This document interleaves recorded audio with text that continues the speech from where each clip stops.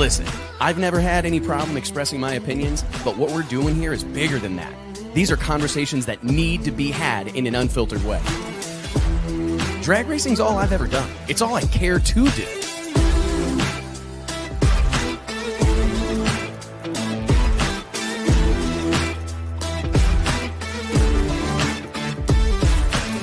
I respect the history, I appreciate how far we've come, but I want more for this sport, and I'll fight for it.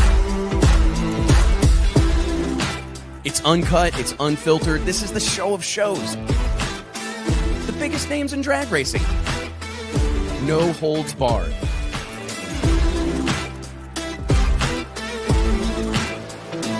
This is the great American motorsport. Drag racing. Prove me wrong. I'll wait.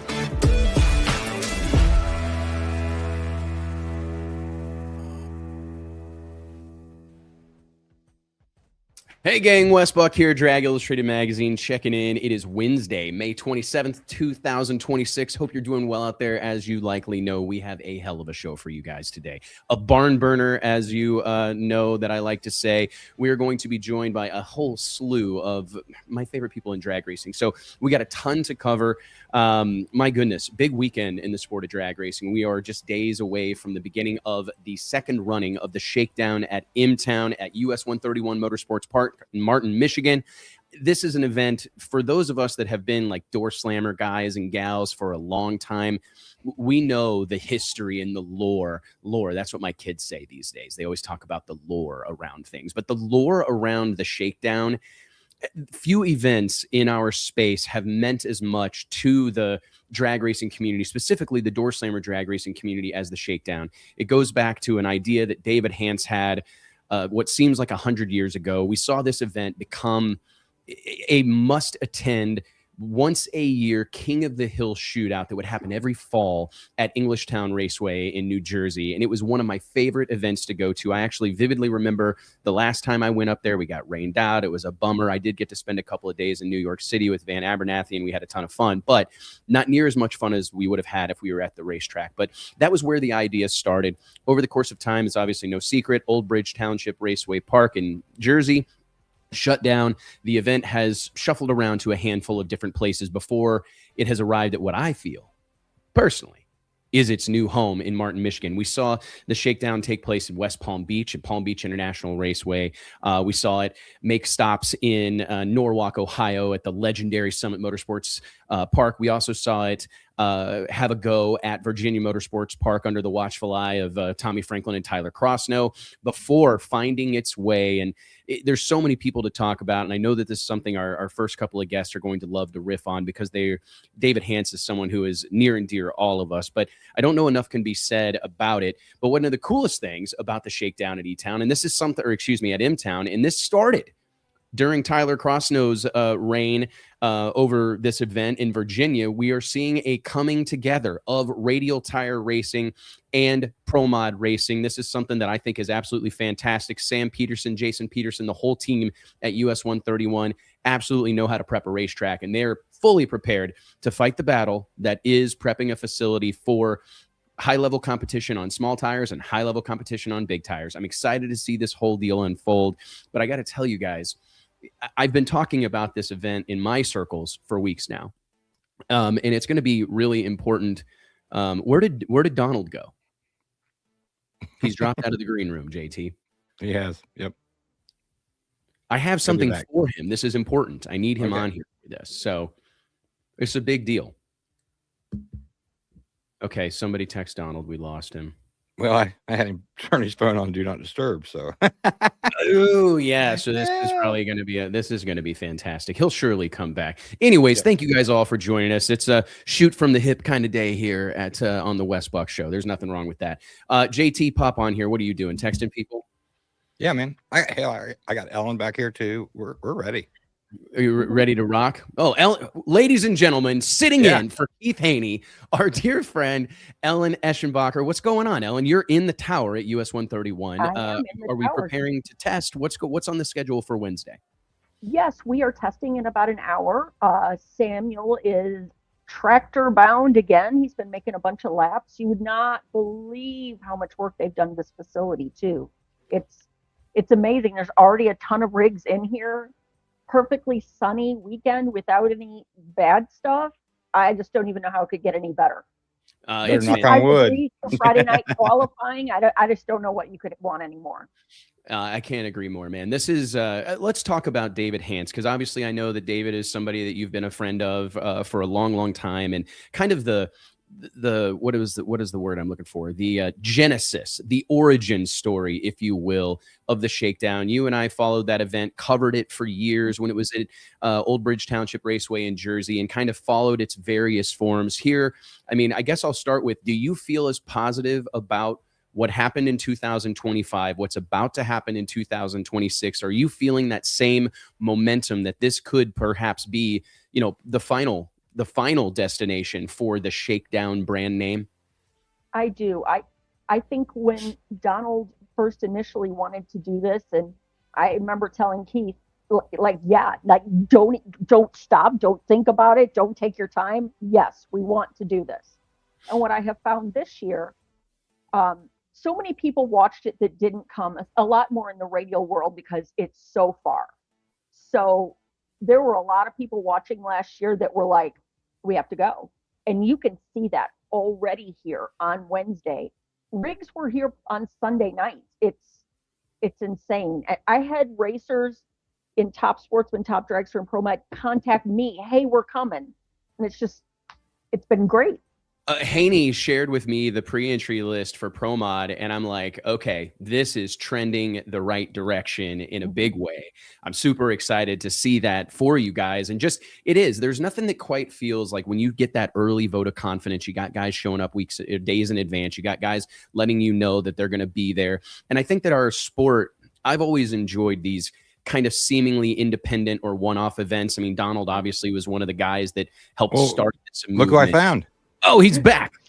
He's back. Listen, the thing, I don't know what it said. Absolutely no internet service, guys. I'm so sorry it locked me out of there. But I listened to everything you were saying about David and the Shakedown, and I feel the same way as Wes does about it, man. I really do. I mean, and I know that's one of the things we talked about last year, Donald, was just how important it was to you and everybody involved to preserve this event, to not see something that I think inspired a lot of us. I mean, I know that I sat around, like, every year I would wait with like bated breath for the Shakedown, right? Because everybody was it was after the quote unquote regular season. Honestly, it kind of smacks a little of Winter Series. You know what I mean? Because it's after everything else is over. You know, like the NMCA season was over, the NSCA season was over, NMRA, all the various streetcar, ORSCA, all these things were over. And it gave everybody this opportunity to come together at one location at one time and see who's who. And it was pretty regular, pretty typical that Tim Lynch or Dave Hance himself or some David Wolf would go up there and set a record, right? And that record would typically stand until the next running of the event. And like I said, I think that these independent events, for me, like God bless the NHRA and the PDRA and Midwest and all these sanctions and series, IHRA, like all these guys traveling around, but there is something special about these kind of pop-up, one-off, happen once a year, limited engagement type of deals. Like it feels like seeing a big name band, one night only, right? Live at XYZ. And I think that it's bringing this to US 131. I was telling Ellen while you were gone, Donald, that it feels like this is a really good fit. I think what was cool about David when he was doing it was that, like, the weather, it was always going to be sketchy, right? I mean, it might be 35 degrees at nighttime or something, but it was always on the verge of, world record setting, conditions. And here's kind of cool. Like last year it came through also, and now all of a sudden it's going to be 82 today, but it's going to be 72 starting tomorrow. It's going to be 49 or 50 at night. So I kind of get that same feeling, which is kind of cool. I like it. Now, man, it's if you guys are blessed with the weather it's looking like you're going to be blessed with, I think you're going to have one hell of a drag race on your hands. And I got to give it to you, Donald. I didn't know if we were ever going to get this done, but I mean, you got Pro Mods on the property. I mean, I don't know how far back you can put the Radial cars, but I saw that there was still some grass back there. I hate to say that I'm going to have to start agreeing with you, but I may have to come hang out with you. I may have to put on a World Series of Pro Mod hat or something. I don't know, man. I'm starting to head to the. I'll send you I'm one. starting to head to the dark. I'm starting to head to the dark side or something. But these guys are great, man. You know, I love to razzle them up on the internet. But these pro mod teams, man, they're hardworking people, man. They're some of the nicest guys. They came through the gate, and it's like they know I love to rebel them online. But they're awesome, man. I love to have them here. It's great. We're blessed, and I play. You know, I love this entire sport, and I love this whole community with my whole heart. But I definitely special place in that aforementioned heart for pro modified drag racing. And I know it's no secret. Absolutely. Mike and I have been spending a little bit of time in Washington, D.C. lately, right? We share this around. We're kind of hobnobbing with some big wigs. You know, we're getting our, we're trying to make some, and I wanted to share something with you, Donald, that I actually got while I was in Washington, and this was actually specifically for you. Okay. No, this is true, right? This is 100% true story. And this is a letter I received while I was there. And it reads, and it's actually made out to you, Donald the Duck Long. Okay. And it's 119th Congress of the United States of America, House of Representatives Committee on Motorsports, Entertainment, and American Horsepower. A resolution recognizing and commending Mr. Donald the Duck Long of Zephyr Hills, Florida, for his long overdue, on the record and publicly observable acceptance of pro-modified drag racing as the undisputed marquee attraction of American motorsport. Whereas this body recently received extensive and at times impassioned testimony from Mr. Wesley Buck of Drag Illustrated regarding the seismic shifts presently underway in the sport of drag racing. Whereas Mr. Buck did, in halls, hearings, and on at least one occasion in the Capitol Hill cafeteria, make it abundantly clear and ambiguously clear that pro-modified competition has emerged as the singular premier spectacle in drag racing.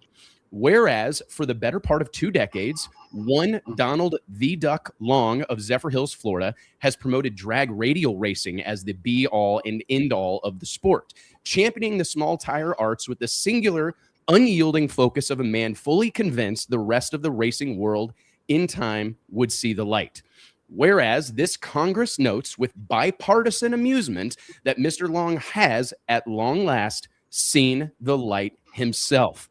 Whereas beginning this Friday at US 131 Motorsports Park in Martin, Michigan, Mr. Long will personally co-promote a pro-modified event under the banner of the Shakedown at M-Town, an act this body interprets as nothing less than a public, signed and notarized concession that the big tires are, in fact, where the action is. Whereas expert witnesses have testified under oath to the sheer electricity, raw violence, and visceral spectacle of pro-modified competition as unmatched in American motorsports, and arguably in all of American life. Whereas the sound of a screw-blown, turbocharged, or nitrous-fed 4,000 horsepower pro-modified launching from the starting line has been independently verified by the Library of Congress to be louder than a roll call vote. Now, therefore, be it resolved that the House of Representatives, one, congratulates Mr. Donald Long, the Duck himself, on his courageous awakening and his belated but welcomed embrace of pro-modified drag racing as the marquee attraction of the entire sport. Two, acknowledges the long, lonely, and at sometimes humid journey Mr. Long has undertaken from the small tire wilderness to the slick-shod promised land, a journey made all the more notable by the fact he undertook it from Zephyr Hills. Encourages Mr. Long to continue this period of meaningful personal growth and to consider, in time and at his own pace, abandoning radial racing altogether. Extends its sincere gratitude to Mr. Westbuck's tireless and continuing service to the Republic, to the sport of drag racing, and to the historical record. So today, finally, we declare the week of May 25th through May 31st, 2026 to be officially observed throughout these United States as Pro-Modified Appreciation Week in honor of Mr. Long's enlightenment in the running of the Shakedown at M-Town. Signed, the Honorable T. Whiteley III, Chairman, House Committee on Motorsports Entertainment and American Horsepower. I really appreciate the guys in DC. This, incredible. This man, you really love that AI shit for some reason. I guess, Ellen. I think we're gonna have to pull that #1 qualifier Pro Mod out there to verify these findings that they have up there in Washington and put them up against. I think I got 2 RVW cars left in the country, so we gonna get one of them out there. And the funniest thing about funniest thing about RVW cars is that they're pro mods with the tires that you use to put them in the trailer on them.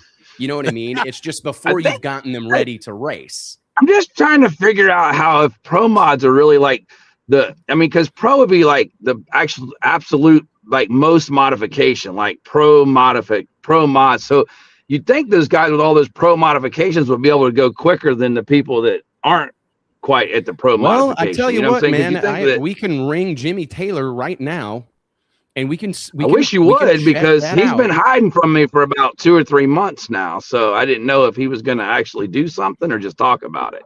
Oh my goodness! I will tell you that there's 2 Radial versus the World cars here and 30 pro mods.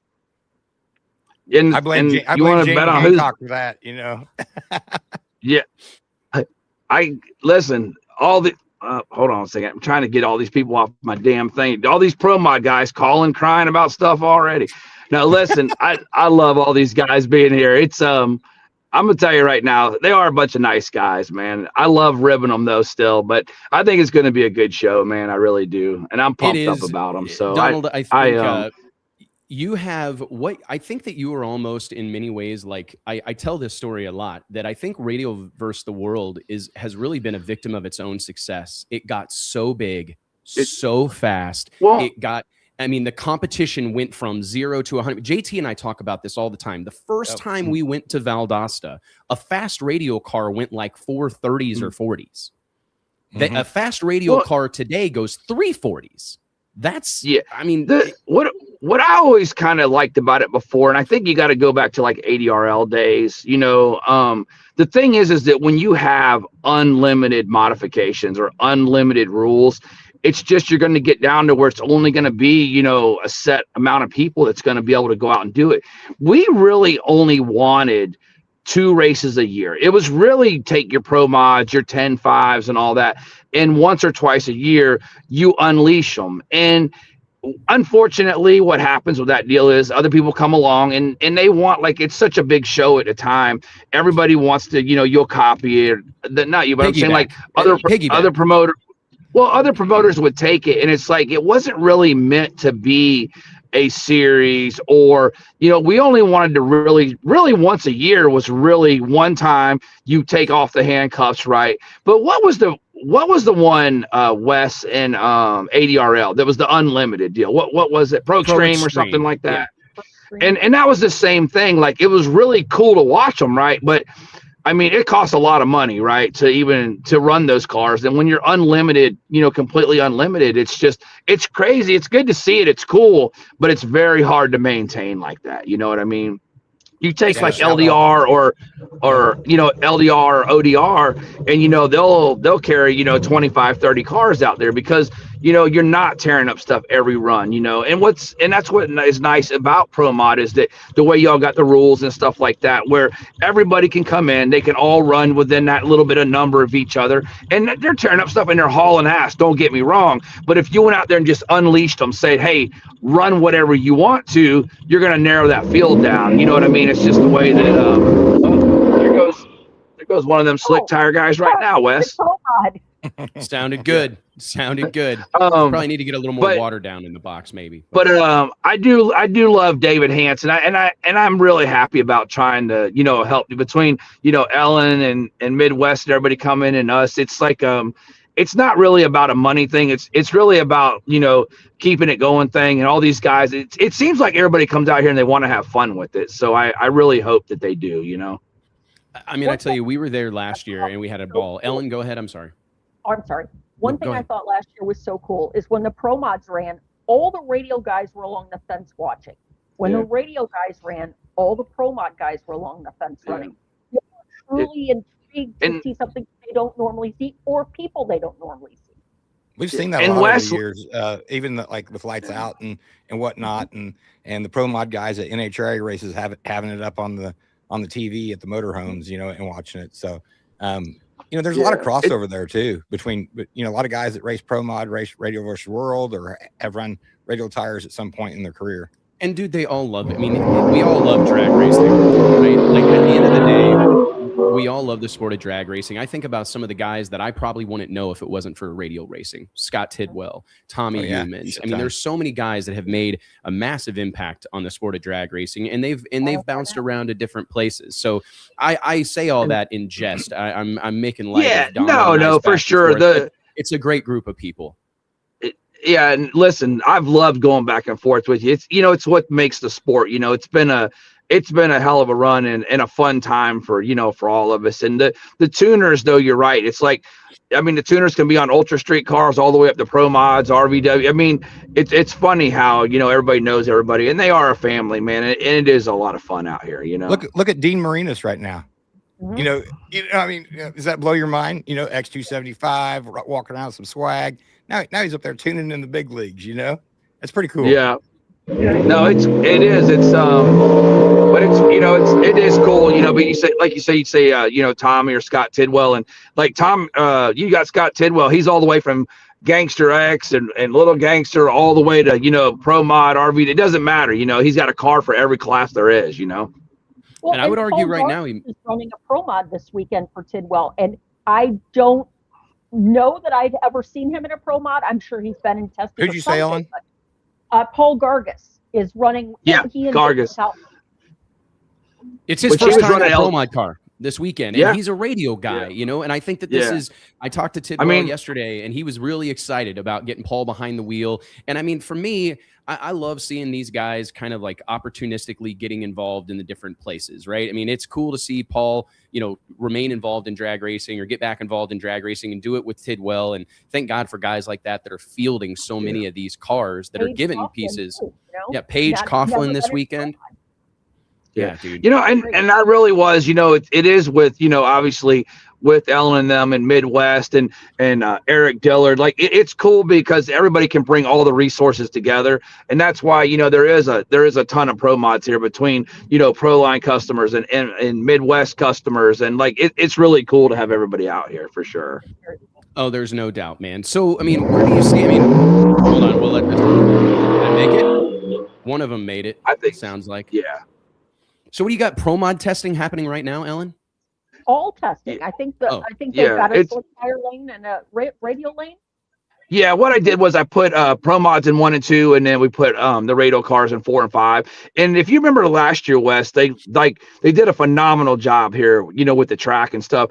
And that was another thing, like when y'all was talking about the racers watching the other people run, it was really cool because up here in the staging lanes, you were here, Wes, like all the Radial guys are over there hanging out with the pro mod guys, and it's like really it's a cool experience. I love it though. It's really neat up here. And when last year, Ellen, you were there, I mean, we got privileged with David Hance actually showing up. I mean, I think he had to bounce early to go to a Knicks game, if I remember correctly. Oh yeah. Drove from New York here. Absolutely crazy, to be honest with you. And I'm glad. I don't know if now the Knicks are going to the NBA Finals, so I doubt he's probably landlocked. Right, He's probably staying in New York City until the bitter end, man. But no, it's a crazy thing. Ellen, I just want to, you've got a great group of people that have worked hard to put this deal together. Obviously the Midwest, you're halfway through the season at this point or getting close. What does this event mean for Midwest, right? I mean, it's obviously it was a new event last year, but having this on the schedule for the Midwest Drag Racing Series, what has it meant for your entire community of racers? It means so much. And honestly, the first time we came to Martin, I was so worried because it was quote unquote so far away. But the facility and the way it's run, it became, I couldn't go this year, but I'm coming next year. And last year to have such a big show and have all of these people here together, it's something that our guys have talked about since we left here. It's really, and this is also our next race on the schedule, the end of July. We had the date that now NHRA is coming here. So it's big for us. It's big for us all this weekend to be on the stage at this track that everyone is watching because it's a national event track this year. Which is fantastic news. And we've seen the improvements to the facility already. I mean, it was already one of the nicest, what I call Saturday night drag strips in America. But now they've got tons more paved parking, which we all know is music to the ears of every race team. Donald, I mean, what's your overall thoughts on the facility? I mean, obviously you've been involved with a bunch of really nice facilities, but I'm just curious, you know, the Peterson family, everybody involved. What's your take on the place? Oh shit, is he froze up? He looks froze up or something's wrong with him. Yeah. Oh, yep. I bet he got it. Okay, he gone. He probably never got it on. Well, anyways, yep. He probably never got it on. Ellen, I wanted to spend a little more time talking about just how far all this stuff has come, right? I mean, we were joking in the green room before we started the show that it's like, it's almost unbelievable to think that this was a couple of dudes. I mean, it was really Donald and a handful of his buddies, right? Throwing together a race in Georgia, yourself, a ton of other like upstart media types. What are we on? Is he breaking up for you too? Our sport. Well, God, what is happening? I don't know, man. We're having, am I here now? Because now you're gone. no, you're here. We're Yeah. all here. Yep. You just Ellen, I will close froze up. with you. I just want to get your, I'm froze up. I'm back. What about now? What? Better? No, Better? just blurry. Ellen, Yeah, I want to close with this. Better. Are you at all surprised to see how far all of this has come? I am very pleasantly surprised that the infrastructure has been built into radial racing.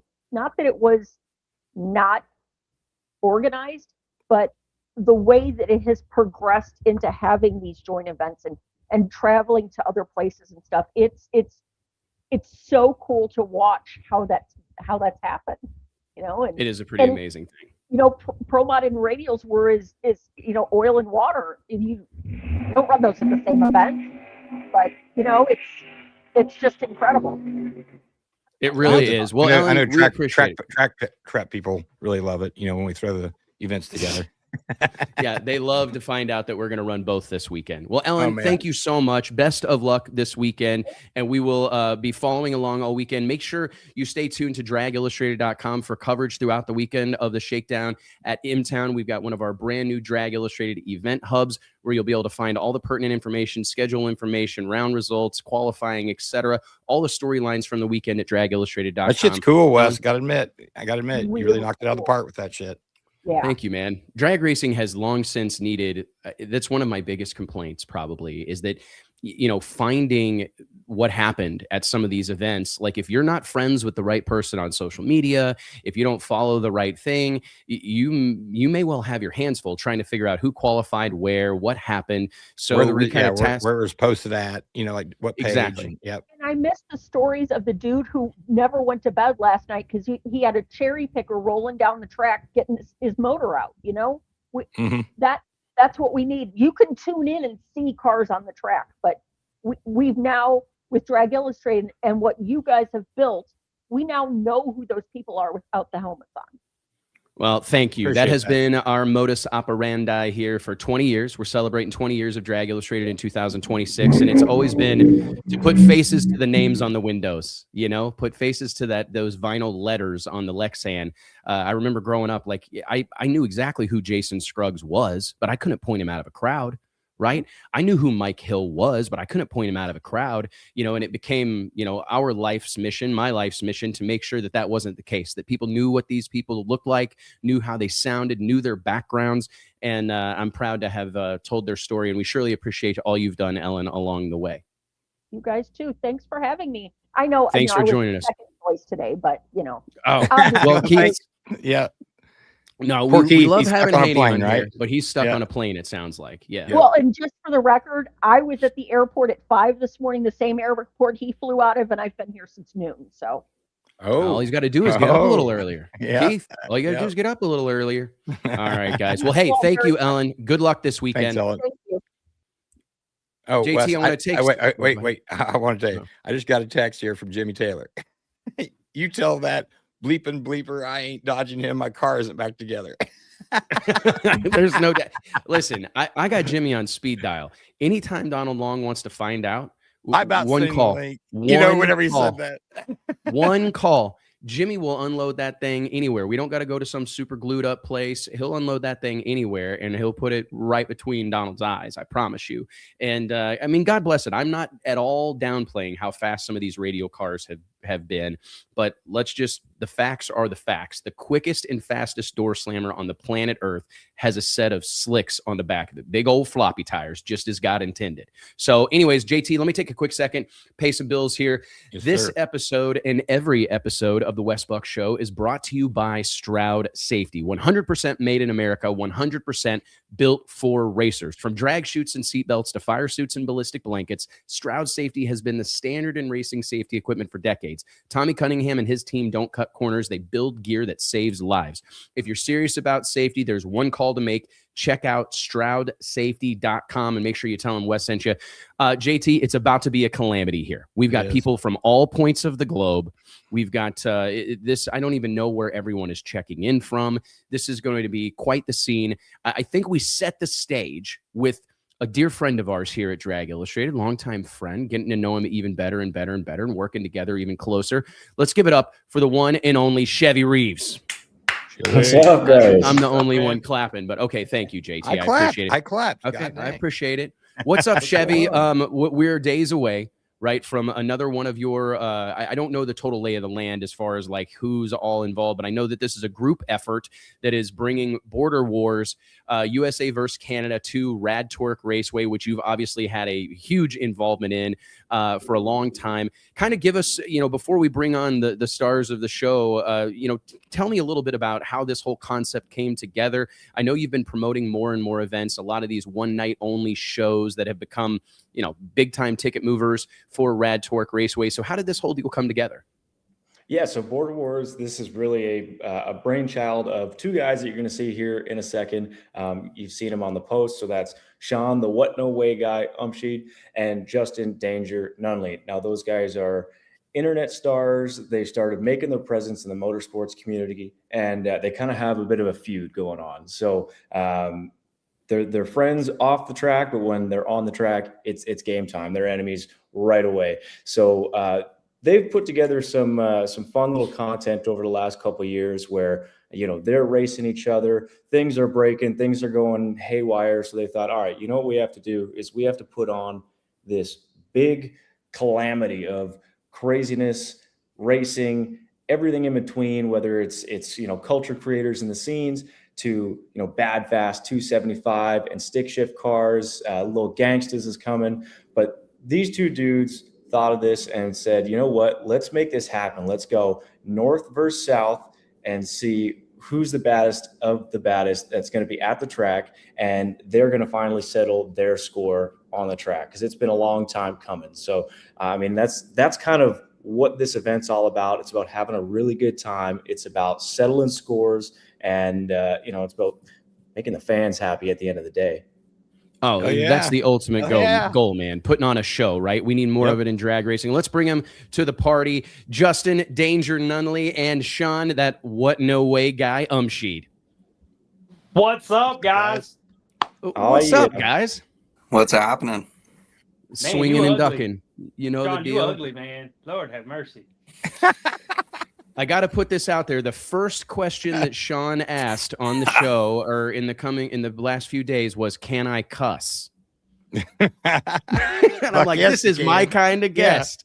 My kind of guest. Can he cuss? I hope you told him no. I mean, otherwise it's just going to be L-bomb after I had to L-bomb. ask. Yeah, that's how I talk too. So we'll get along well. There's nothing wrong with that. Justin, I didn't realize, I did some digging and I've obviously been following, but like you guys, for all the rise to prominence you've had these last few years, car culture and hot rodding, this has been near and dear to your heart for a while. This is not some sort of shtick. This is like a real, true personal passion. I mean, building cars to compete in events like Sick Week. I mean, this is kind of like, I don't know that this isn't just like, this isn't Jake Aw, man, Paul's thing. Uh-oh. Was that- You was talking to me. Freezing right? up here. Hold on, guys. You're good, we Sean. don't care. Go He ahead, was Justin. talking to Tell me us a little anyway. bit about Yeah. your background in racing and like car culture. This is not something that's new to you. Right. So I just retired active duty military last September, right? And, working full time military, I didn't have a whole lot Fuck's of time to do sake. much of nothing. We can hear you, Sean. Lord have mercy. Will you take Sean, tell him we can hear him on the stream? So I wasn't really able to do what I really wanted to do, but I've always liked to go fast. You know what I'm saying? So that's kind of where we're at right now. And I still have no clue what I'm doing on the racetrack. I just now learned how to bump in a couple weeks ago. Well, hey, man, that's a big step in the right direction, right? I mean, you're I wanted to tell you thank you. I was doing some research on you before the show, 20-year U.S. Air Force veteran. So thank you for your service, brother. Especially it's obviously near and dear our hearts right now, as there are a whole lot of men and women in harm's way around the world. So thank you for that. But I really was excited to see that you dived into this, like dived into sick week with the Dragon. We got Justin on. We got Sean on like 7 different channels. JT. Yep. Hey, Sean's just messing. What is he doing? It's like that's right there. So I'm glad somebody kicked him out. Lord have mercy. Put him back in the waiting room. Go back to the waiting room. Wait, Now Are we- unmute your now. Yeah, okay. Is he streaming on a potato right now? What? What is he doing? fuck's We got you sake, now. Sean. For fuck's sake. Sorry. I don't know what's No going way. on. Like my granddaddy used to computer- say, that boy right there could fuck up a wet dream. My computer Up on wasn't working. Nextel Wi-Fi. I'm There we just go. surprised they have Can you hear me computers now? where he's at. Yeah, Yeah, we Fuck. can hear you now. All right. Go Okay. ahead, Sean. This is all about you, apparently. Yeah. No, it's not all about me. Well, no, it is now. It is now. My I can goodness. only imagine what he said while I was gone. Fuck. all I was nice just trying to talk over your all heavy nice breathing. stuff. Yep.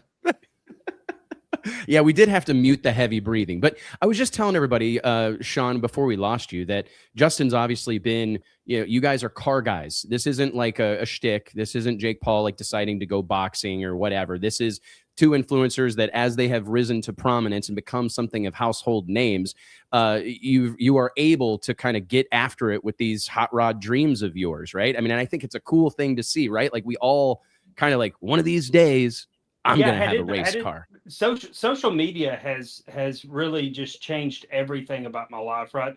I would never have the opportunity to do what me and Sean are fixing to go do without social media, period. Yeah. I just peek behind the curtains. I filed bankruptcy in 2018. I didn't have a pot to piss in or a window to throw it out of, right? And social media came along, and things kind of blew up for me, and it's allowed me to be able to go have some fun and stuff, but I still treat it like a job. I mean, it's still work. It's 16-hour days trying to get things done, but it's been a lot of fun. But social media has allowed all this to happen. It's I was pretty telling incredible. Wes that earlier. I like it's a lot of work. People don't realize to create that much content because there's no way that much shit happens organically, right? So No, you got to whip out that phone. You got to set it up. You got to figure it out. What's next? You got to have stuff in the pipeline, and then to get it posted and edited and everything else. It's a lot of damn work. People don't realize it.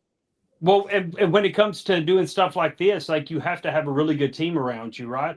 I've got tons of great people around me, a videographer, an editor. I've got a business manager. I've got Trey that owns Emerald Coast Classics. He helps me build all the race cars. I mean, he builds the race He cars. I just builds the race I car. mean, I'll be first to say he does the majority of the work on the truck.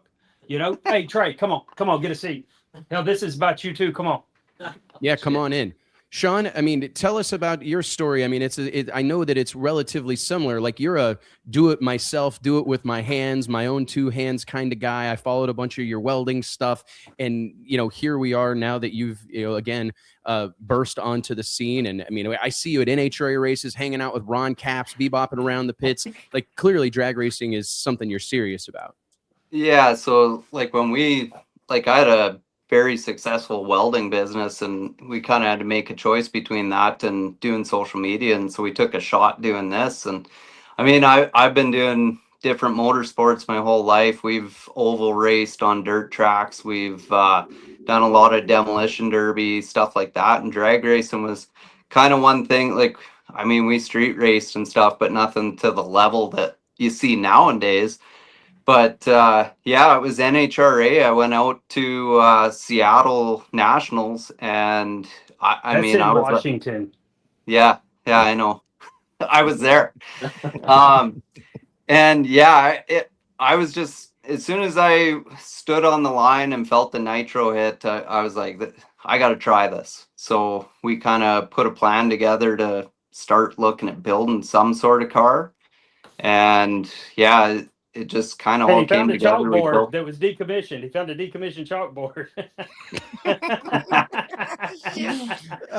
Dude, I love it. And speaking of just all the content creation, I want to bring one more person into the conversation that I think can add to this, because that's something that, you know, as we're trying to help grow the sport of drag racing, because like for those that don't know, and you guys, I don't know how familiar you are with Drag Illustrated, but that's really our mission here with DI, is to grow and build the sport of drag racing. I believe that this is the great American motorsport. I mean, men and women came home from the war with a little bit of jingle in their pocket and a whole lot of technical know-how. They immediately started tinkering on their cars. One thing led to another. And now, all these years later, I mean, drag racing is not where I want it to be, but we have a monstrous sport that has hundreds of thousands of people involved all around the world. I mean, they're drag racing in the Middle East, they're drag racing in Australia, Europe, all over Russia, and all over, of course, all across North America. Our sport, in my opinion, right now is in a really, really good spot, and it only helps to have guys with big platforms such as yourself involved with the sport.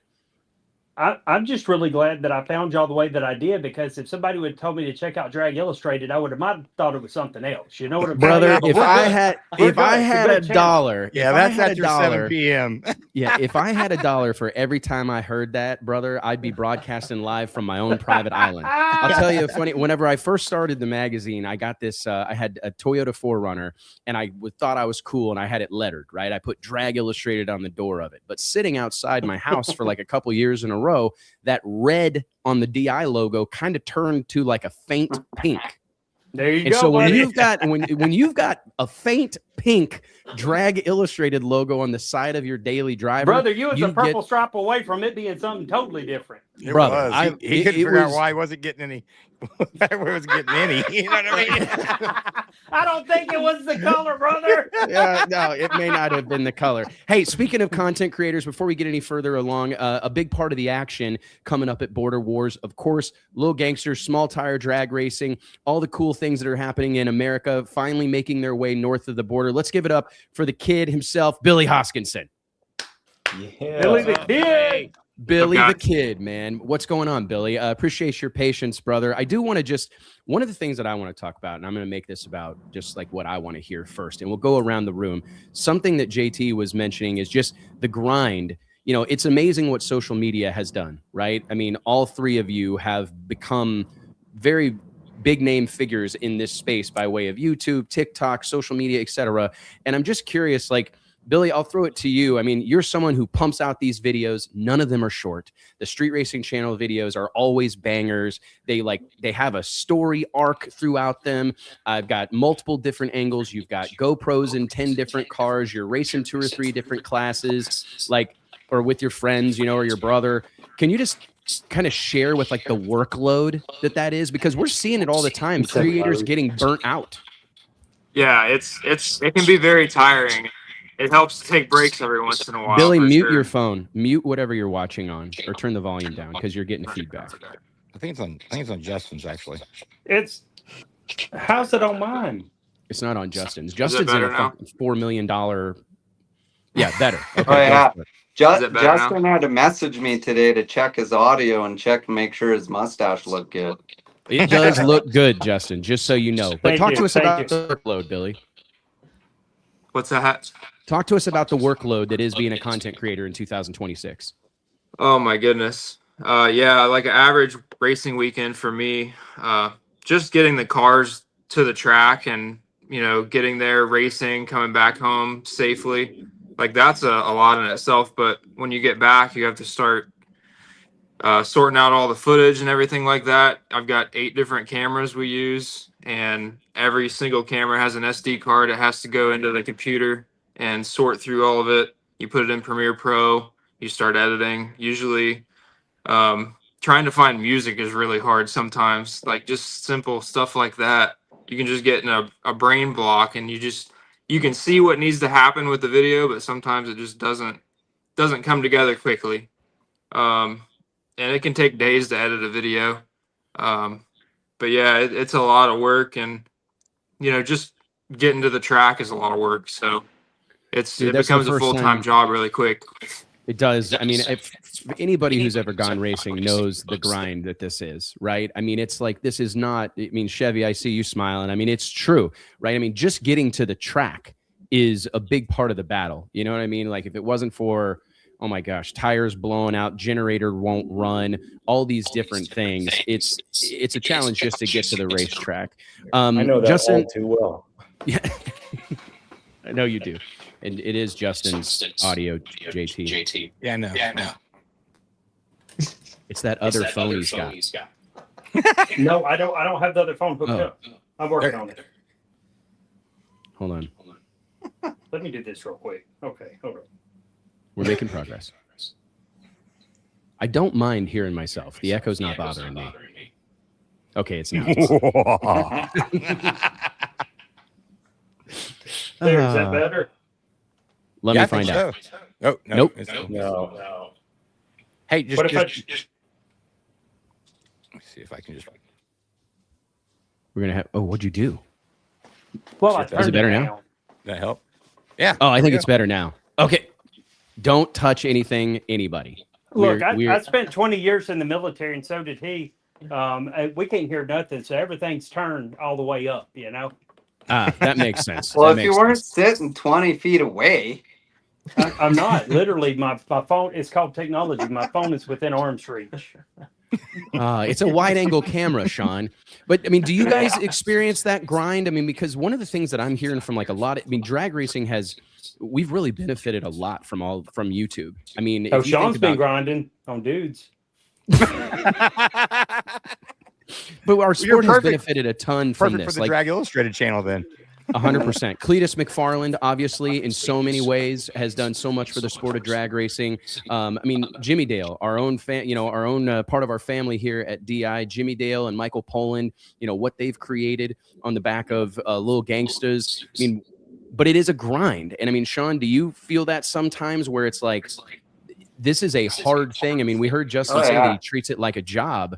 But I mean, I don't think there's any other way to do it. And jobs typically you have to treat it like a job. Like I work harder than I did when I had my welding shop.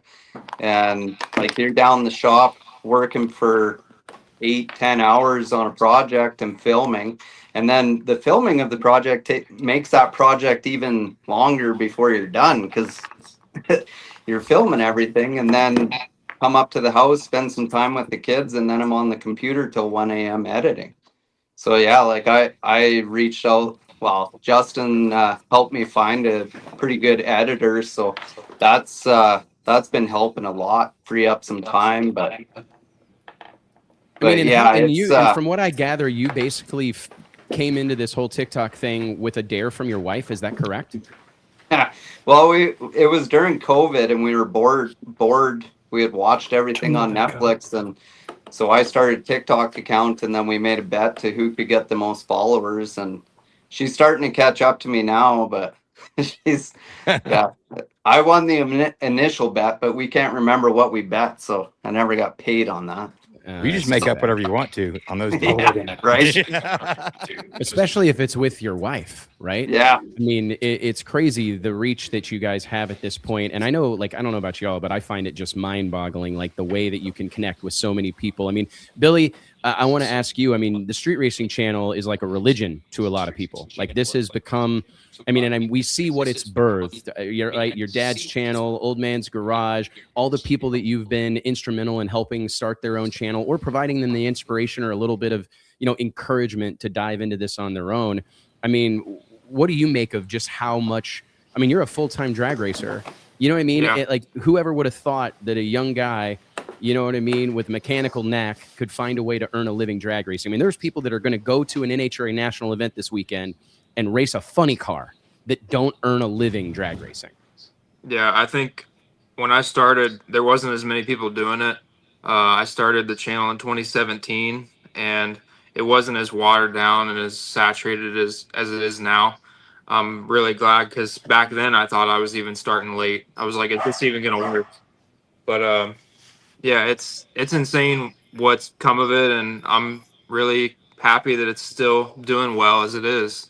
There's a lot of people that have kind of like fallen off, or things like that, but it still does good, and we're still looking to make better and better videos and keep bringing people good content. So, well, and obviously racing faster and faster cars. Let's talk a little bit. What are you bringing to Border Warz to race? I wish I was bringing my Camaro. It's my fastest car, but I'm bringing my Nova. It's a twin turbo big block on 28-inch slicks. BBC big block Chevy. What's up? Is there anything fast in Canada? There will be. Other than Chevy's car. Chevy, are you going to tune your stuff down and put some little bitty 28-10.5s on it and run little gangsters? Yeah, I don't know if I'm going to be allowed to run little gangsters with that thing. No. For those that don't know, Chevy races for a long time in No Prep Kings. Beautiful Chevelle that is known around the country. We've seen you in IHRA competition this year. Obviously, a touch outgunned with a steel roof and quarters car, but we have seen those cars. We've seen those cars do the damn thing. I'm looking at you, Kai Kelly, when he won the Snowbird Outlaw Nationals last year with a steel roof and quarters IROC Camaro. But it was. You're clearly still got a real fast hot rod. Are you planning on making any runs, or do you got any action lined up for the weekend? So I'm not racing on the weekend. I'm here to help make sure and orchestrate it and make sure it, kind of goes off without a hitch. I'm going to take the pressure off of Sean, off of Justin, so they can do their thing, so they can enjoy it. They can be the stars of the show. Me and Justin kind of realized, well, Justin being in Florida, but we kind of realized that we don't know anything about putting on a drag racing event. Like, we were like, yeah, let's do this. Drag racing. I don't know Clearly. what you're talking about. But so we were like being friends with Chevy. I kind of reached out to him and asked him if we needed someone in the lanes getting all this stuff, and kind of asked him to take on the race director role and help us organize this. And he's been a huge asset in the success of what this event's going to be. So, well, I appreciate it. Now, Wes, you mentioned something a little bit earlier that I want to touch on. So you mentioned Poland, you mentioned Jimmy Dale. So those dudes have been awesome from start to finish. So we wanted to be the first event in Canada to have Little Gangsters. We wanted to give out that first chain to a Little Gangsters champion, but in northern soil. So we connected with them on the phone a couple times, chatted with them at PRI, made the deal. Paul and Jimmy Dale run around PRI with their purple jackets going, man, we're going to Canada. We're going to Canada. I don't know anything about Canada, but we're going. And, they really hyped it up for us. And a lot of our Canadian racers got super, super stoked that Little Gangsters is finally coming up north. And which kind of leads us to why Billy's a part of this event. So, got a call from them a little while ago, said, hey, we're kind of too gangster to go up north. So we can't make it. But they trusted us. Story. It is a true story. Too gangster. So they trusted us, and they're allowing us to use the Little Gangsters, name, image, likeness, and they're still going to give out that badass Little Gangsters chain, even though it's not going to be Poland or Jimmy Dale handing it out. So they got a lot of faith riding in us, and we put a lot of trust in them, and it's a really, really awesome relationship that we've had. So where Billy comes into it is, when we found out that Poland and Jimmy Dale couldn't come, we said, man, we need someone that's just as badass to come out here, race, be a bit of an ambassador, and someone that's, awesome enough to award that chain. So chain's being shipped as we speak. Billy's going to be the one at the end of the track, at the end of the day, awarding that chain, kind of speaking on behalf of Little Gangsters, alongside Justin, Sean, myself, and everybody else that's there. So, big round of applause to the whole, Little Gangsters group. Awesome, man. Jimmy Dale, Poland, thank you guys. Trusting us is to run your deal is a pretty big honor. And something even bigger that, Sean can talk about is this event's going to be on Freedom Plus. I mean, that's huge. So Freedom Plus is coming up. They're going to stream, broadcast the whole thing. We got interviews, we got stunt shows, drag racing. Emily Reeves is hosted live on Freedom Plus. It's going to be awesome.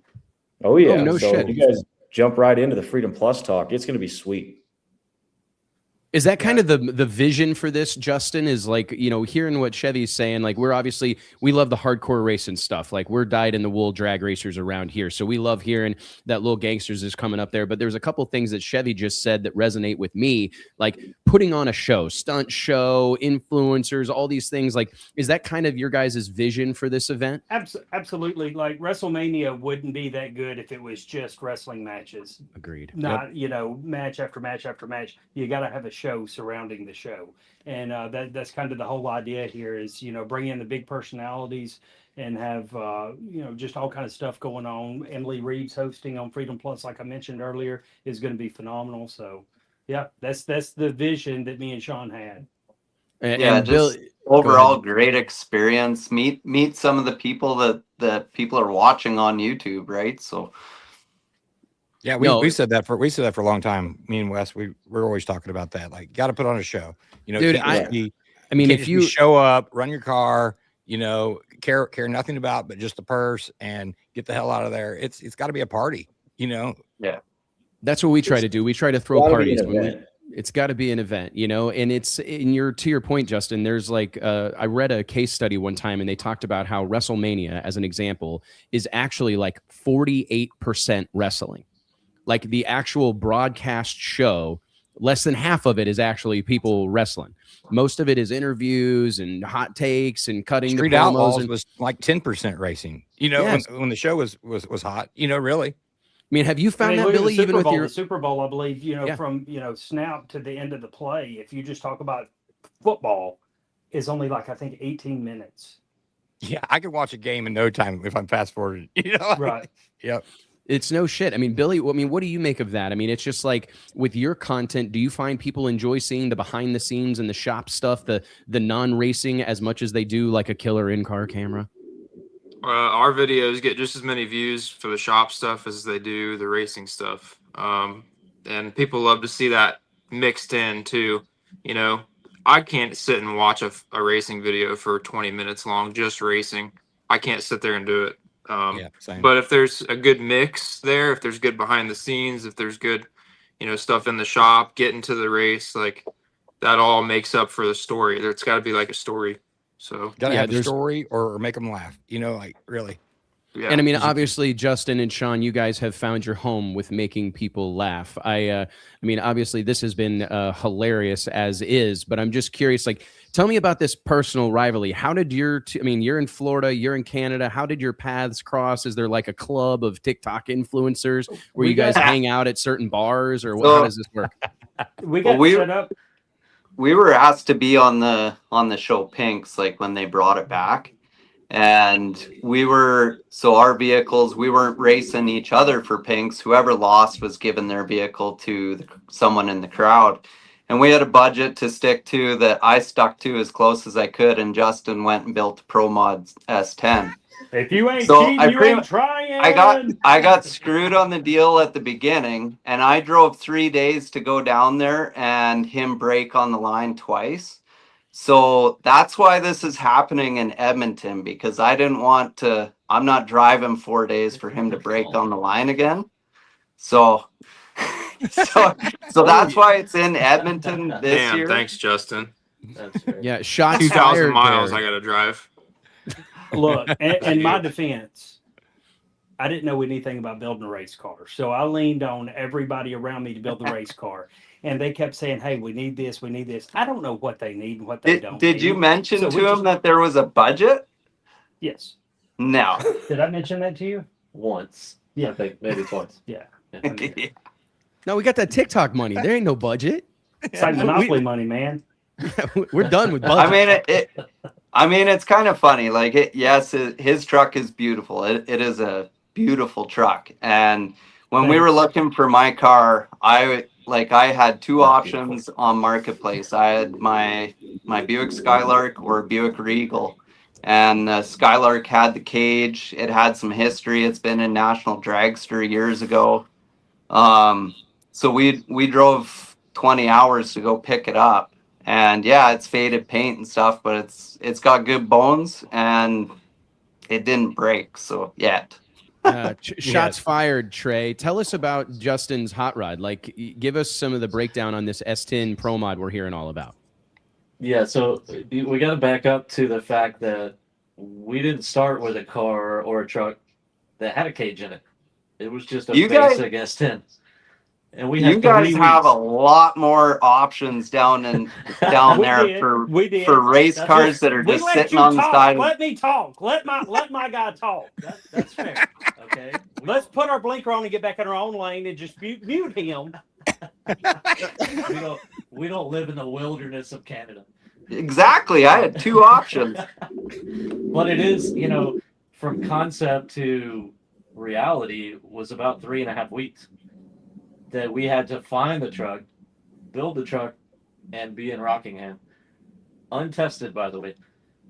So, and we were limited by budget, and we were limited by the sponsor provided engine and transmission. Those were basically our limits.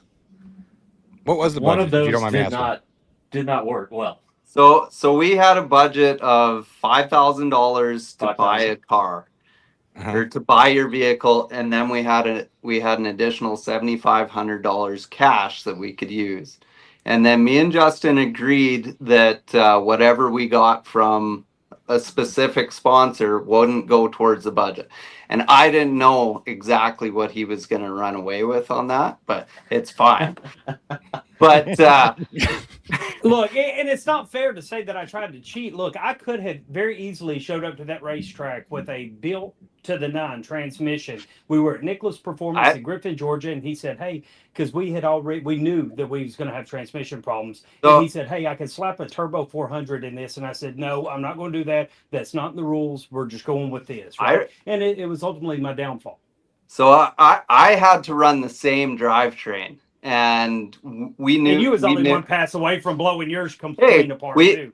I knew exactly what the limits of my transmission was. I even had the parts sent to you. That trailer smelled just like burnt transmission fluid when we opened it up. I don't want to hear it. So I reached out to my transmission sponsor and I said, hey, like I'd like to get some parts for my transmission. We put budget into the transmission. And they said, well, we'd like to have stuff in Justin's too. He had the exact same opportunity to put all those parts into his transmission, but he didn't. Billy, are you going to be the official in this, or like the mediator, or the judge? I don't know. I think Justin needs to mess with his trainers more. End of the day, we both had the entire time that we was prepping to build these cars and trucks for I had to hear from the internet, because he told everybody Nunley ain't working on nothing. I was there when I could be there, right? But I pulled a bunch of retired military veterans from the Army, the Air Force, 2 Air Force, 1 Army, retired military veterans that had shops here in Fort Walton Beach, and I said, hey, let's do this together as military. You know what I'm saying? So whatever. Say what you want. And we made it there. We made it there. We got there. What is the format of the race? We were both given a great opportunity to build some stuff, and now we have a couple awesome race cars. I had to buy back. Yeah, I mean, that was the best part. And then you got a cake for getting your truck back. Oh, you guys. So what is Chevy? What's the format of the race? Are we looking at like a match race between these two? Are they entered into a field, or how are we going to find out who's who at Border Warz between Justin and Sean? So originally they wanted to race some match races and do little gangsters, and we kind of had to tell them like, hey, you can't quite do that because you're going to piss all these little gangster guys off that are only getting to run in little gangsters. We can't have you running in 2 classes. So they're going to run, was it a 3 series race, match race deal? Yeah, best out of 3. And it's going to be scheduled throughout the day. 1 to kick it off right after opening ceremonies. We're going to knock out round 1 and then start adding them back into the rotation.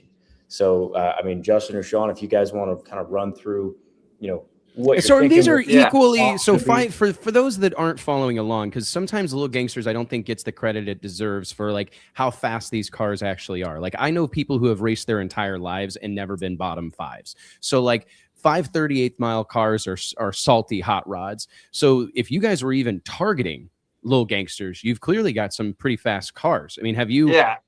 Well, that's the funny thing. Sevens right now. we were told This is- originally that they wanted a couple like 11-second cars to race, and we both kind of threw that to the wind.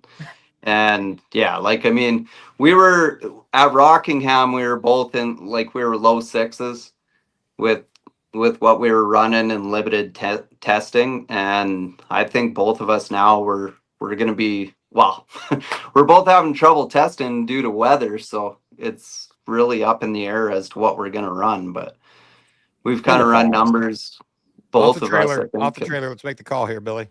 Chevy. Off the trailer for both of them. Yeah. I'm gonna say. Well, Sean, what have you done lately to make your car better? I put a Holly high ram on it and a Dominator and some new injectors. Okay, I'm gonna say off the trailer 565. That'd be sweet. And is yours a big block Chevy deal too, Justin? No. Oh, okay. No, we're both running all 6 all liter. I've done since Oh, okay. Rockingham. Is All I've done since everything. Rockingham is I added some racing spark plugs, some racing oil, and some jet fuel. Half a tank of jet fuel. I thought he was going to say racing stripes. He's going 430s then.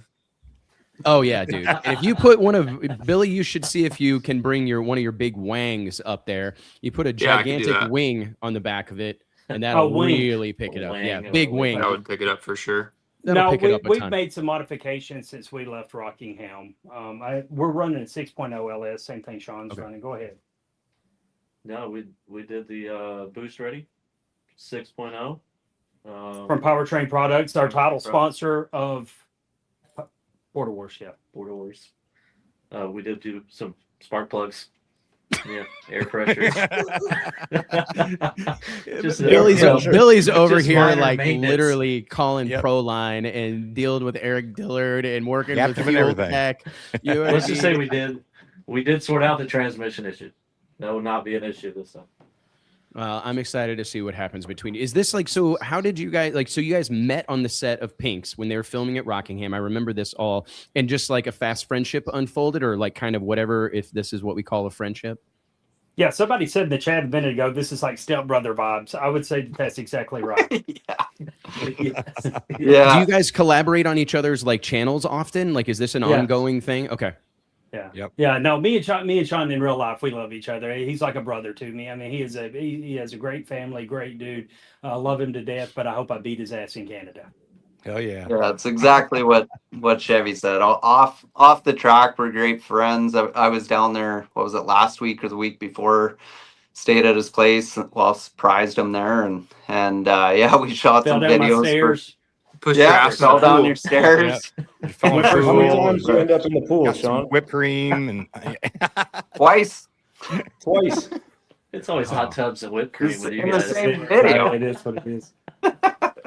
It's No, hilarious. look, Border Warz is going to be a blast. If you can't get there in person, you definitely need to check it out on Freedom Plus. It's going to be a show. We planned a show, and it's going to be a blast. And you need to tune in to see me beat Sean or him beat me. I don't know. I'm not a fortune teller. I would love to beat him, but we never know how that works out. Is there anything riding on this deal, or is this just like a gentleman's bet?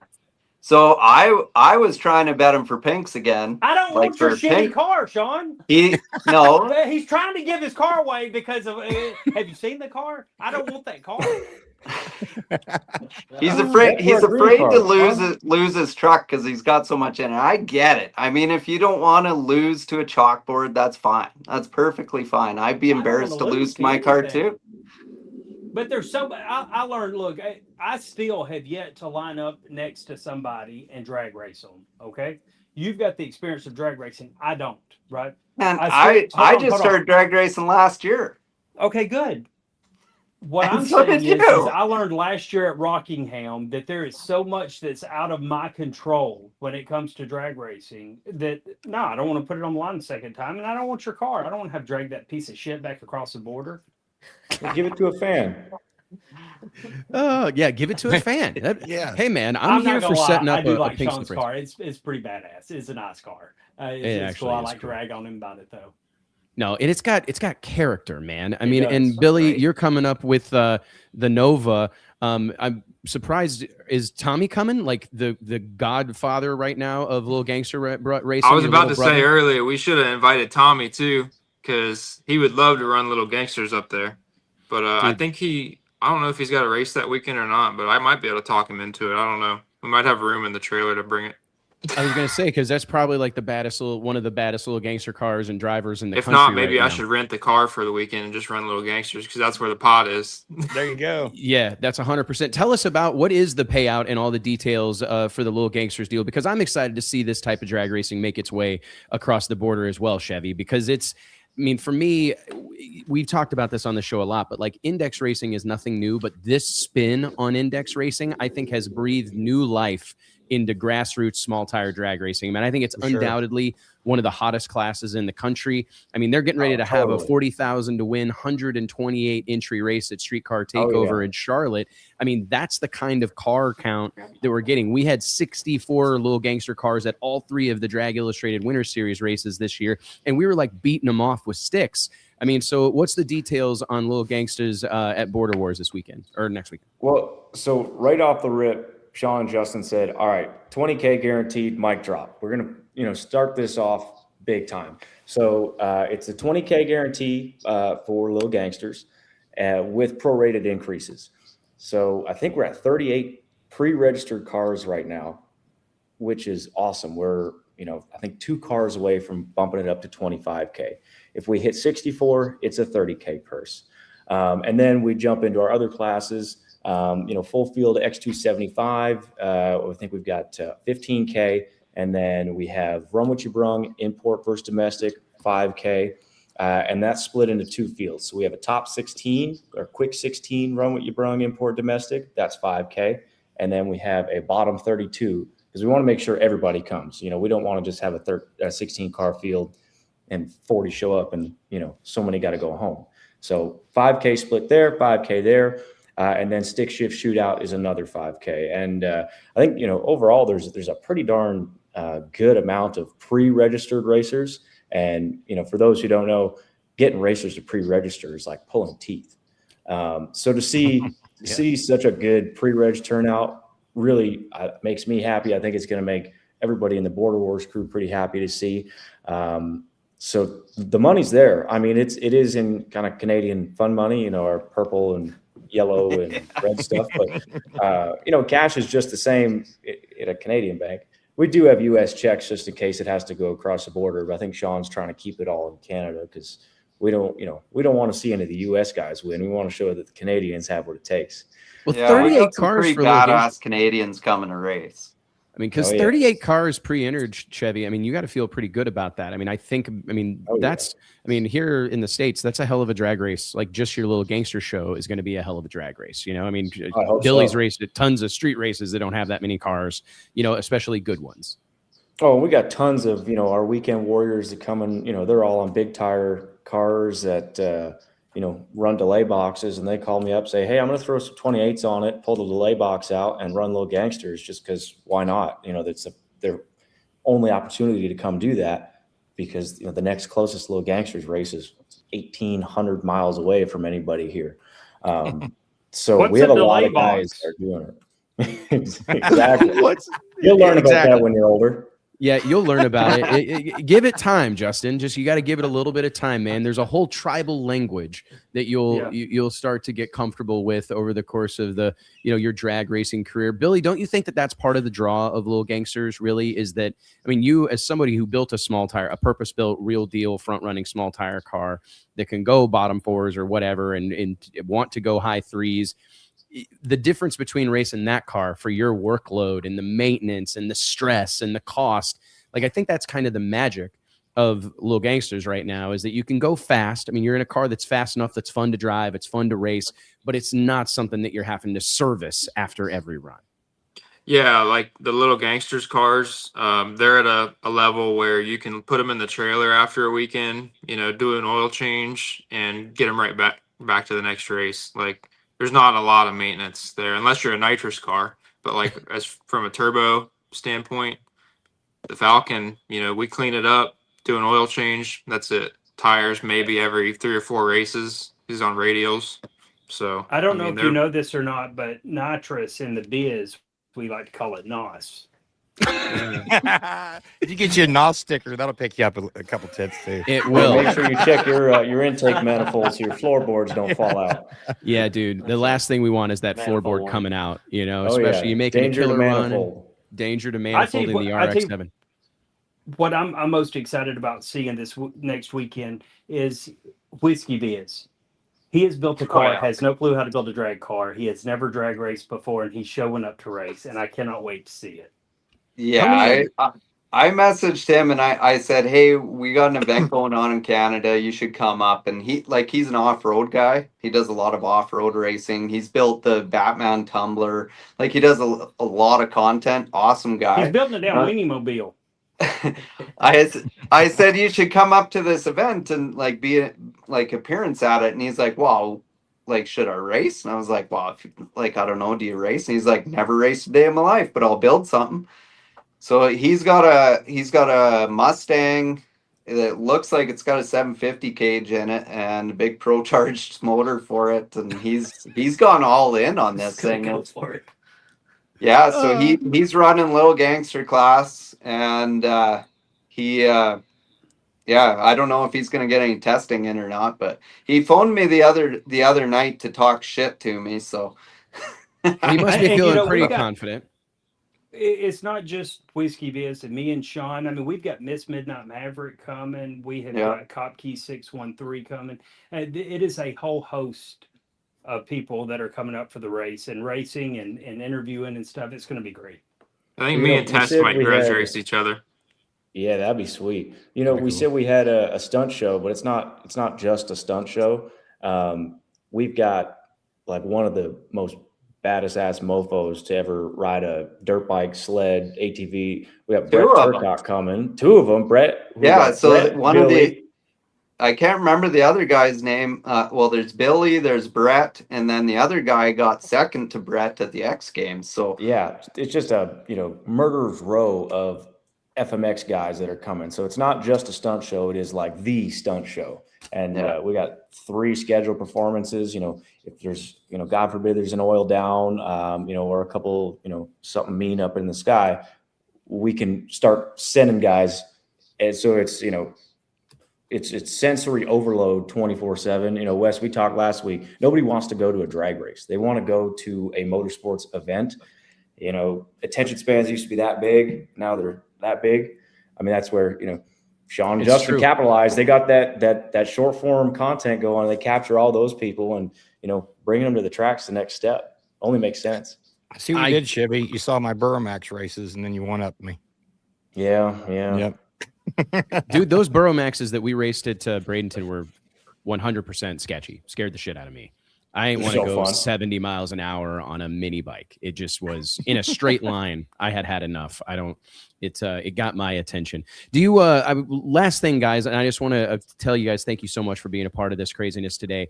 And forgive all the technical gremlins we seem to have faced. It seems like they always arise, the last time we need them, or the one time we don't want it to happen. But Jocelyn, have you been to any other major drag racing events? I mean, obviously we've seen Sean at a ton of NHRA national events, hanging out with Ron Capps and the guys, but like, have you been out to some major happenings? I mean, Florida, you're in like God's country down there as far as drag racing is concerned. Oh yeah, I've been out to several NHRA races out in Vegas. So yeah, I've hung out with all the guys. Good. I'm glad to out. know that So you've come been to the to Winter one. Series. Yeah, we got to get you down to the Winter Series this year and come check out some Pro Mod action. We got the biggest Pro Mod race on the planet coming up this winter. But I'm curious, like, do you see some growth opportunity for our sport? Like, I've been saying this for a long time. Like, drag racing is in a really good place right now. But we, obviously we're not NASCAR. We're not Formula One. And, I want us to stay true to our authentic self. This is a sport that was built on the, back of badasses and outlaws and do-it-yourselfers like Sean. But I'm curious, like, in this fast-moving world that we live in, I mean, we see the UFC kind of not pivoting, but expanding from cage fights that last, 25 minutes to power slap competitions because of that short form magic. People want to see the end result quickly. And I've often thought to myself, like, drag racing is perfect for this short attention span that exists today. I mean, we know who's winner and loser in a few seconds, and we're going to find out right now. I mean, do you feel like there's some opportunity, like just considering the state of technology and what's happening in the world? I 100% do. You know, you talked about NASCAR and Formula One. All those drivers and all those crews have all this media training and everything, and I think a lot of people are just done with all this, you know, corporate speak and everything. Let these guys get out there, and that's one thing that drag racing has not got away from, and I hope it doesn't get away from. People just go out there and speak their minds, and if they're pissed, they let you know they're pissed and tell you exactly why they're pissed. So Sean, yeah, what's your thoughts? the personalities and the racing. If you go to one NHRA event and you see those top fuel guys go the first time, you're hooked. Period. 100%. Sean, that was obviously your experience, but do you feel the same way? Like, I feel like there's a lot of room for growth in drag racing. Oh, for sure. And the biggest way to expand people into drag racing is to get them out to the drag racing. Because you can watch it on TV all you want and stuff like that. And that's what I said to the NHRA guys. I was like, when you watch it on TV, it's just not the same as being there and feeling it and hearing it and all that stuff. If you can get people out to races, you're going to hook them, and they're going to keep coming back to races. And then they'll be like me and Justin and want to do it. Yeah, I couldn't agree more. A lot of times we haven't helped ourselves out, always trying to sell that Sunday ticket, you know, but the most of the crowd's there on Saturday night, you know, but we're just running qualifiers, you know, on Saturday night or whatever at a lot of these races, you know, so they don't get to see the eliminations and the you know, the raw emotions of these guys when they go on to the next round, or the heartbreak of the other lane who just lost, you know. So Saturday night they go home, and if they don't come back Sunday, they're not going to get any of that. That's why I love the notion of this being like a one night only type of deal. I mean, Chevy, I know you've done several of these in the past where it's a 1 day thing. I think we're going to see more of that as our sport continues to evolve. I think people realize that, you know, it really is a big ask to get people to go spend 10, 12 hours at the racetrack. They are. No, it really is. Well, guys, seriously, Justin, Sean, Chevy, Billy, thank you guys so much. We're super excited for you. Billy, I know you got a hell of a drive ahead of you. Is your pops coming with? No, I'm actually I'm sending a buddy with my car. I'm gonna fly. So. Oh, listen, they're all big timers now. They're all Justin's probably gonna do that too. That's a great idea. Yeah. Yeah, me, Tess, and Tony, we're gonna fly out of Columbus, and then we got a connecting flight in like Denver, and then we go to Edmonton. Oh my goodness. Well, hey, best of luck to you guys. Thank you for taking some time today to shoot the shit with us. We surely appreciate it. And again, open invite, Sean, Billy, you're part of our family at this point, but Sean, thanks, Justin, we'd love to have you guys down at one of our events at Bradenton Motorsports Park this winter. It's right in your backyard, Justin. The house that Vic Alvarez built, man, we got some big shit cooking for this winter, and we'd love to have you down. Yeah, thanks for having me on. Thanks for having all of us on to talk about Border Warz, and I will be down there this winter. Let's do it, brother. Awesome. If you guys need anything, let us know. Yep. Thank you, guys. Talk to you soon. Peace. JT, we got 1 minute left or so, right about. A little bit of time. I don't know. I've got to pay some bills real quick. So throw it to me, and I'm going to knock that out, guys. I want to take a quick second and remind you that this episode of the Wes Buck Show is brought to you by Redline Synthetic Oil, formulated to win, proven by you. Since 1979, Redline has been protecting engines from 11,000 horsepower nitro motors to 50cc motorcycles. Ty Tutterow, Steve Torrance, Callie Mills, Spencer Hyde, Scott Palmer, Tommy Franklin, champions and contenders who trust Redline Oil to get the job done. Check out their full product lineup at redlineoil.com. When you know, you know. JT, let's run through some breaking news here real quick. Up. Yeah, a couple of quick things. I just want to, there's Paul from No Limit Drag Racing in the house. What's up, Paul? I do want a couple quick things. Yesterday, we announced and launched the inaugural Drag Illustrated Power 100. A little bit of a passion project of mine. I've been kicking this idea around for a really long time, to be honest, because as it is well known at this point, I feel strongly about celebrating and rewarding and validating the efforts these drag racing this drag racing family of ours makes, right? I mean, I think it's, God knows nobody's out here doing this for the money, right? Drag racing is something that will break your heart. and break your bank account simultaneously sometimes. So I think it's super important for us and everybody to find ways to celebrate folks and make people know that we care and we appreciate what they've done in this sport. So I'm super excited about this. We just launched nominations. We want to hear from you guys. Seriously, like we pride ourselves in keeping our ears to the ground, right? We're listening and we're watching, and we've obviously got a list that we've already started compiling, but we are already getting thousands of nominations for people that I wasn't super familiar with. And when I read the story and I see what people are saying, I'm really like impacted by, okay, this guy's making a significant difference. This gal's making a really important, really significant impact.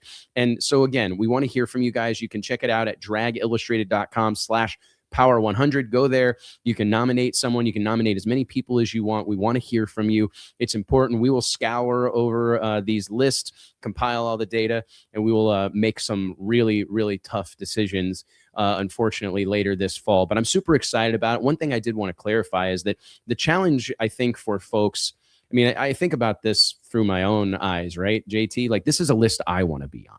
Right? Like, I want to be on the Drag Illustrated Power 100. I want to be identified as an influential person in this sport. But I think the challenge for people as we move forward, you want to stay on the list. And that's going to be one of the cool things is I've seen a lot of comments like throwing out these names from yesteryear, Don Garlitz or Don Prudhomme or whatever. Yeah, and that'd be more of a Hall of Fame. That's a Hall of Fame. Yeah. This is about people who are making an impact right now, that are actively involved in the sport right now. And if we tried to do a historical significance, I don't know that there's enough paper or trees on the planet to make paper to tell that story as it deserves to be told, right, T? I mean, there's just so many people that have contributed to this sport. I mean, 100 years of drag racing in various forms, that's a big ask. So what we really want this to be is this is a picture of the people that are making a difference right now. And the thing that we've kind of adopted internally is the subtraction test. If you removed this person from the sport of drag racing right now, would you miss them? Would it matter? Would it impact how the next event went or how the sport felt moving forward? And if the answer to that question is yes, they're probably a great candidate for the Power 100. So the goal for people, and I think about, the up and coming race promoters, the guys that have been on the grind for a while, guests that we had today, I think about the Donald Longs of the world. The goal is to maintain your place on the list over the course of time. You want to be able to be back on the DI Power 100 in 2027, talking about what you've done next or how you've continued to grow or how you've continued to impact the sport. So I just wanted to make sure that was like clarified that, this is about people who are moving the needle in the sport of drag racing right now today. Who are the people that are around you, that are around your track or around the events that you're involved in that you can't imagine the sport without? Those are the people that will occupy the inaugural Drag Illustrated Power 100. Super excited about it. Again, JT posted it in the comments. We'd love to hear from you. dragillustrated.com/power100 will take you to the nomination form, and we would love to hear your thoughts. JT, as we were going live, just moments for the show, IHRA broke news that they are rescheduling the second, I think, or third of their IHRA Triple Crown. So they're going to do a double header at Maple Grove. They'll do their kickoff event for the Triple Crown at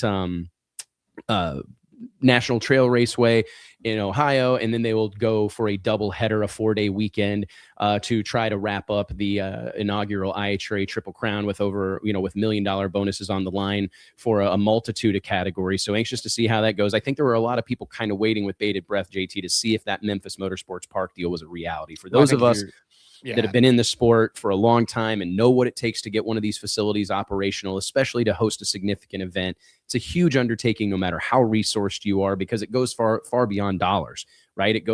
You're dealing with cities and counties and boards, which we, is well established here. I'm not a big fan of, but it's like there's a lot of moving parts to these things, and to get a place that's been, shuttered for years and years and years to an operational point is a big undertaking. So wasn't totally surprised to see this. It will be interesting to see what happens with the rest of that IHRA schedule, JT, because we've obviously got Atlanta Dragway that is on there that has been defunct for years now. We've also got Topeka that is on that schedule that has been not operating for a little while now. now, which I'd say it's of the three, it's the closest to raceable.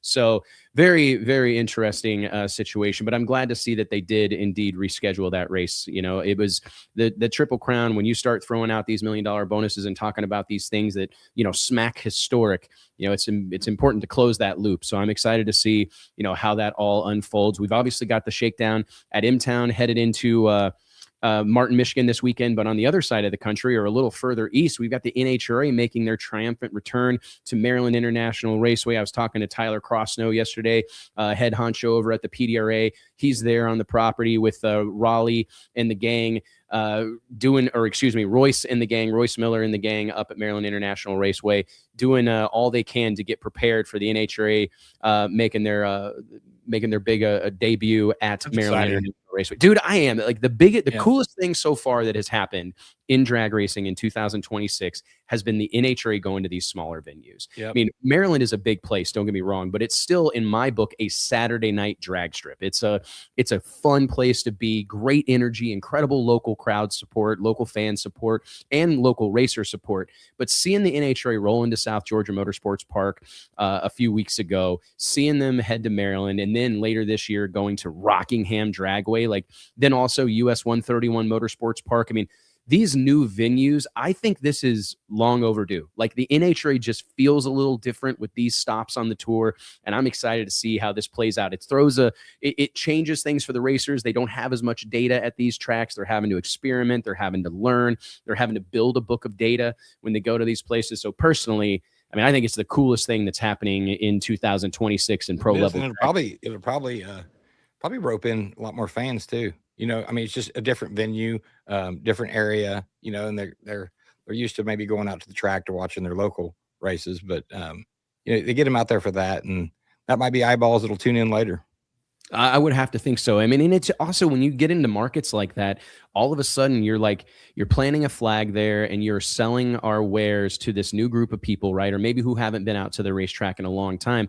And now when there's another event within 2, 3, 4 hours, they may try to go, right? Or maybe they'll go to Vegas, right? Or turn one of these events into a destination trip with their friends or whatever. And hey, we had such a good time at Maryland this weekend that this fall, we're all going to go out to Vegas for Halloween and go to the NHRA race and do that whole deal. And you've got to start. I mean, I know it sounds like a long process, but that's just the way it works. You've got to plant those seeds, water them over time, and hopefully they'll, bloom into flowers, right? And new drag racing fans. I know that's certainly our method here, is at least how we see it, brother. What else do we have to cover? I was just pulling up dragillustrated.com. If you're not paying attention to di.com, we're rocking and rolling with news and reports right now.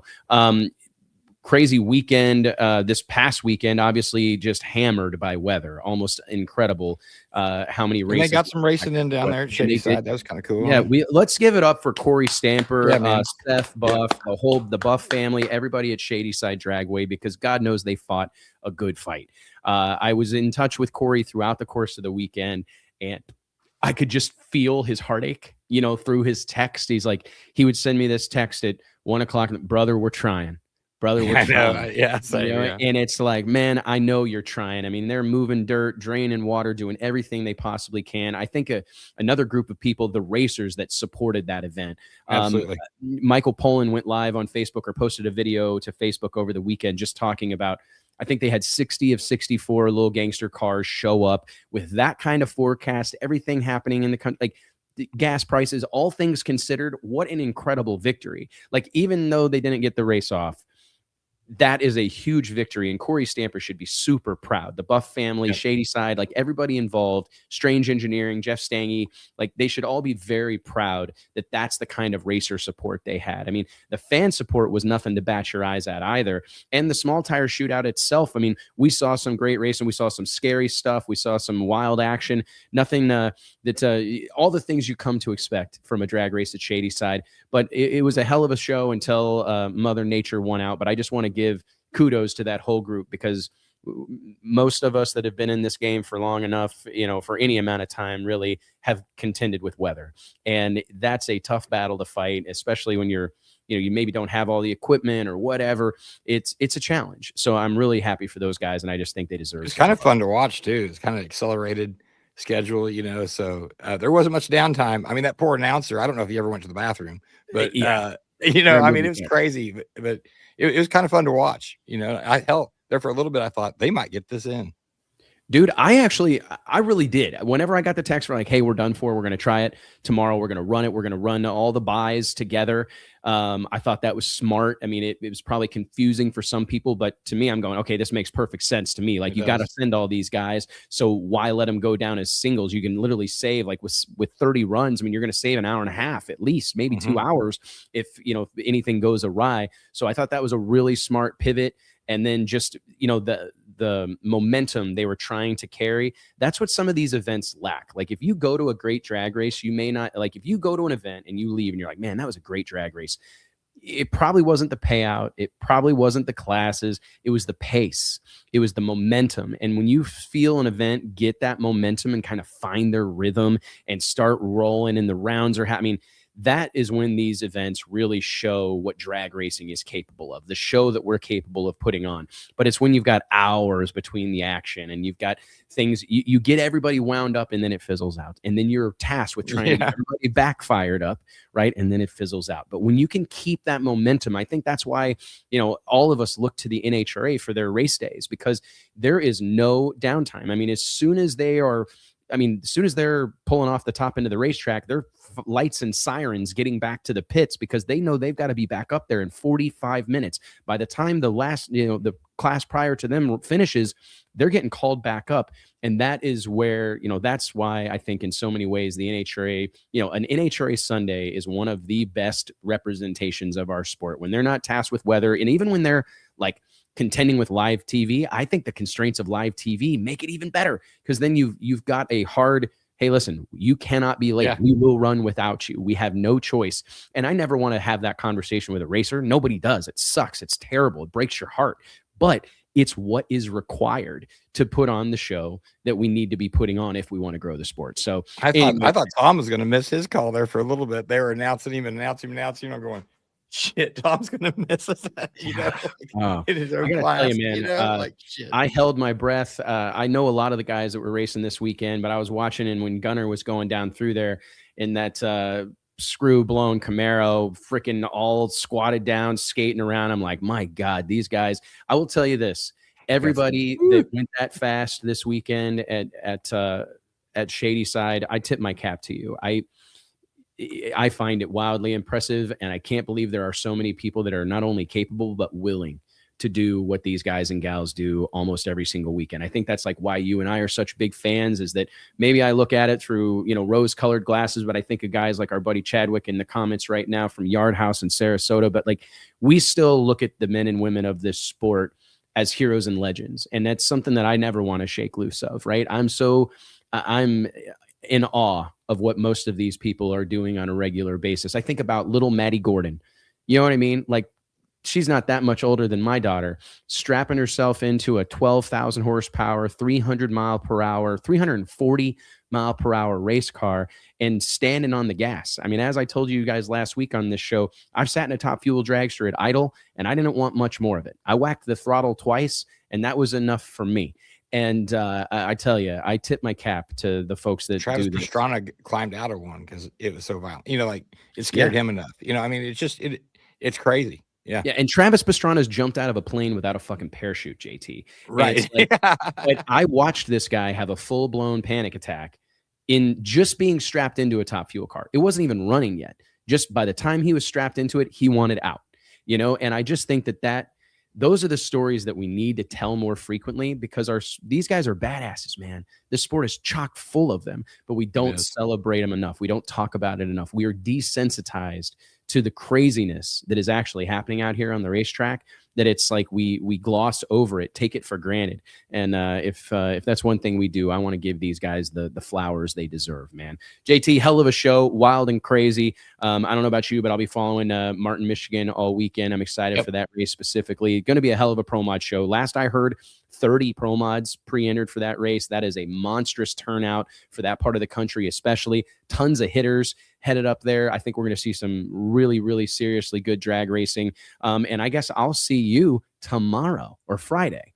buddy. Oh yeah, you're coming back, aren't you? I'm coming to Missouri. Yep. We're throwing a party, Max's graduation party. I'm excited, man. Get to go see friends and family that I haven't seen in a hot minute. Hang out with you. I think we're gonna play a little golf Friday night. That's the rumor. Yep. You know, and which will go poorly for me, obviously, but I will play. I will play, and you know, hey, I'll do my level best. You know what I'll give. You know, I'll give it a go. Yeah. Oh yeah. Or at least we'll ride around on the golf cart. Or drink. Yeah, we'll ride around and drink. Okay, let's ride around and drink. All right, brother. Hey, thank you so much, JT. And thank you guys all so much for helping us spread the gospel of drag racing. We'll see you at the racetrack soon. Later, y'all. Later.